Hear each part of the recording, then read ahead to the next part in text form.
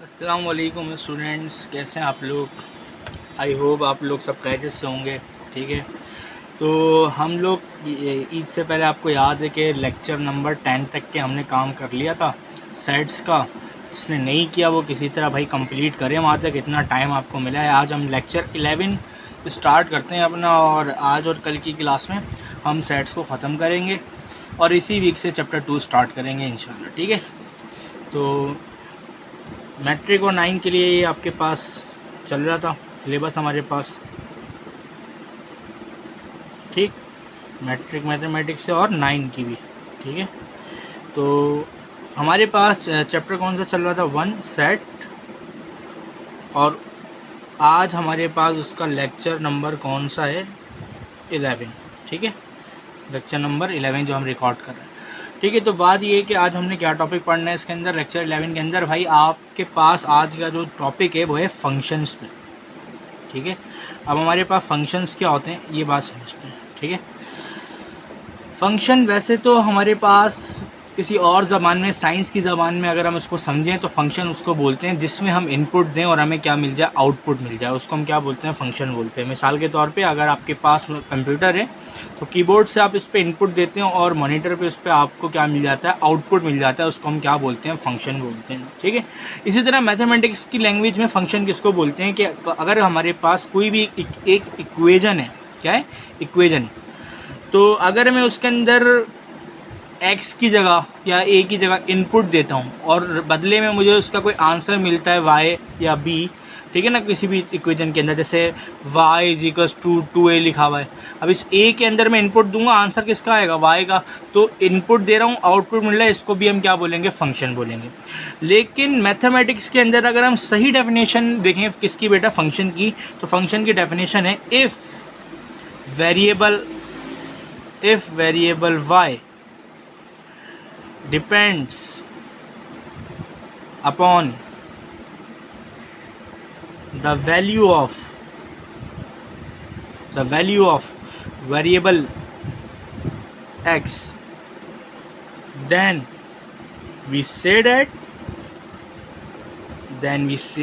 that y is function of x। तो y उस वक्त फंक्शन होगा हमारे पास किसका बेटा, x का।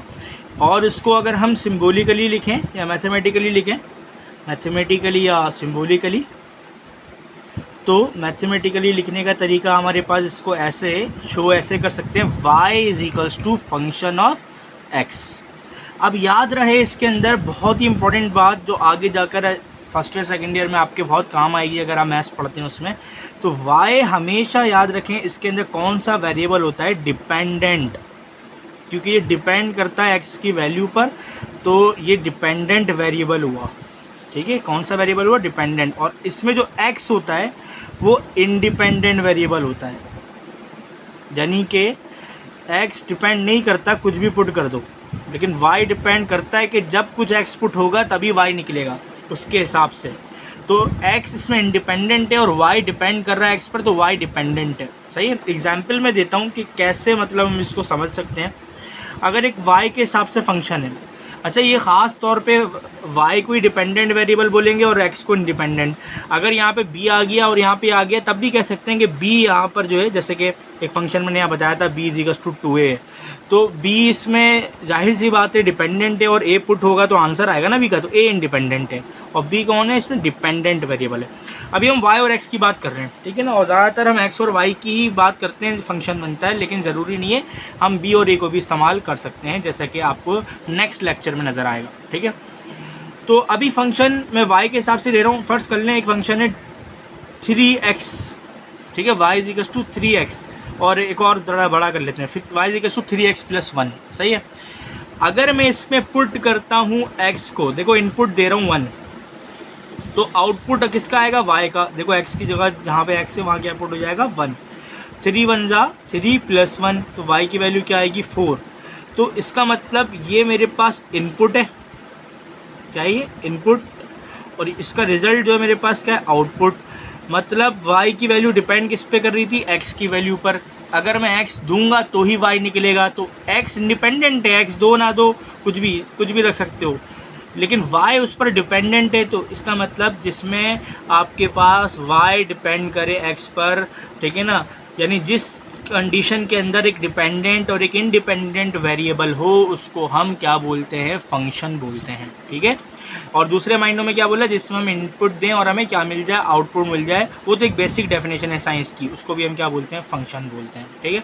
तो ये बात हो गई फंक्शन की, इसको कॉपी करिएगा काम जैसे मैं करा रहा हूँ।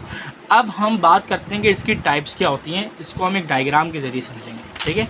तो टाइप्स ऑफ फंक्शन, सबसे पहले ये बात समझते हैं कि नॉट फंक्शन, फंक्शन कब नहीं होता, फंक्शन कब नहीं होता, नॉट फंक्शन। देखो भाई, नॉट फंक्शन के लिए बात ये है, दो सूरत हाल होती हैं वैसे तो, वो सूरत हाल मैं आपके सामने बना रहा हूँ। ये एक डोमेन है और ये एक रेंज है। अब डोमेन और रेंज क्या होती है, पिछले लेक्चर में मैंने क्लियर करा था।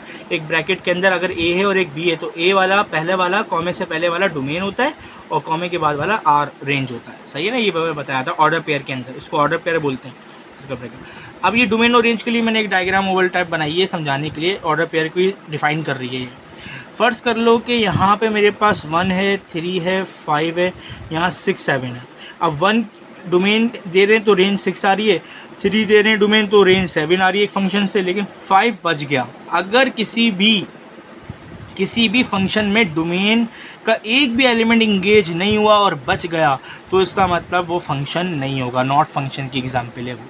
दूसरी सूरत हाल भी हो सकती है इस फंक्शन को समझने की, वो ये है कि बहुत गौर से समझना, 1, 2, 3 इसमें एलिमेंट हैं और इसके अंदर फ़र्ज़ कर लो ये डोमेन है और ये रेंज है, इसके एलिमेंट समझ लो कि 5, 6, 7, 8, ठीक है ना। अब 1 का 5 है, 2 का 6 है, 3 का ही 7 और 3 का ही 8 है, ऐसा नहीं हो सकता। कभी भी एक डोमेन की 2 रेंज नहीं हो सकती ऐसे जाते हुए, जैसे आपको नज़र आ रहा है। एक डोमेन से कभी भी 2 रेंज प्रोड्यूस नहीं हो सकती जब भी वो फंक्शन नहीं होगा, ठीक है। ये दोनों बातें हो गई नॉट फंक्शन की। अब असल में बात करते हैं कि टाइप्स क्या हैं, ठीक है ना, टाइप्स ऑफ फंक्शन। देखो भाई, आपकी बुक के लिहाज से जो इसमें टाइप है वो 3 है।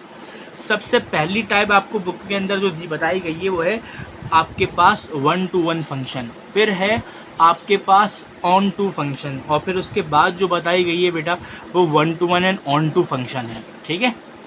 तो अभी हम बात करते हैं कि हमारे पास जो है ना कौन सा फंक्शन, 1-to-1 फंक्शन क्या होता है, 1-to-1 फंक्शन,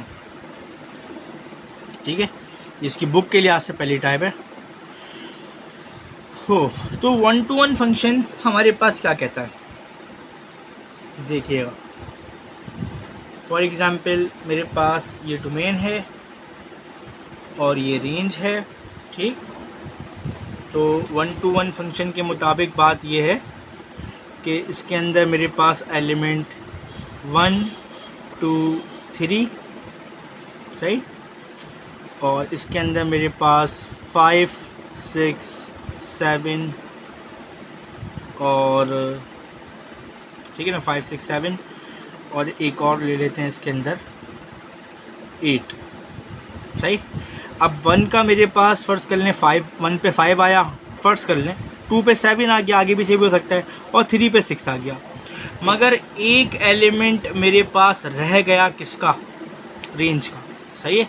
मतलब रेंज में एक एलिमेंट बच सकता है, डोमेन के अंदर नहीं बचा। तो ऐसी कंडीशन में 1-to-1 फंक्शन होगा, क्योंकि इसमें हर डोमेन की एक ही रेंज है। और अगर आप इसके अंदर देखें तो 8 आपके पास इंगेज नहीं हुआ। इस टाइप की जो एग्जांपल होगी जिसमें इस डायग्राम के अंदर बताया जा रहा है कि 8 बच रहा, इसको हम क्या बोलेंगे, 1-to-1 फंक्शन बोलेंगे इस कंडीशन को, ठीक है। अब बारी आती है हमारे पास किसकी बेटा, नंबर 2, ऑन टू फंक्शन की।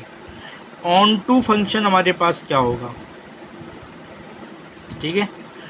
ऑन टू फंक्शन के अंदर हमेशा याद रखो, यहाँ तो मैंने बताया था एक डोमेन की 2 रेंज नहीं हो सकती, यहाँ पर 2 डोमेन की एक रेंज नहीं हो सकती। क्या बोल रहा हूँ, यहाँ एक डोमेन की 2 रेंज नहीं हो सकती, यहाँ पर 2 डोमेन की एक रेंज होगी, सही है। अब देखो कैसे, जैसे कि इसमें है 1, 2, 3 और इसमें मेरे पास है कोई 5, 6, ठीक है।